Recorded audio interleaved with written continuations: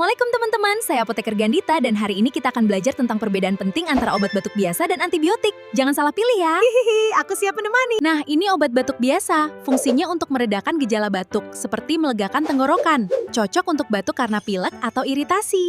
Tapi, kalau batuknya disebabkan oleh bakteri, kita butuh antibiotik ya. Harus dengan resep dokter, karena antibiotik bekerja melawan bakteri.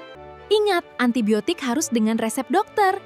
Jangan pernah mencoba mengobati diri sendiri dengan antibiotik tanpa konsultasi dokter atau apoteker ya. Jadi, obat batuk biasa untuk gejala, antibiotik untuk bakteri, dan selalang konsultasi ke apoteker ya. Sampai jumpa di video selanjutnya teman-teman. Dadah.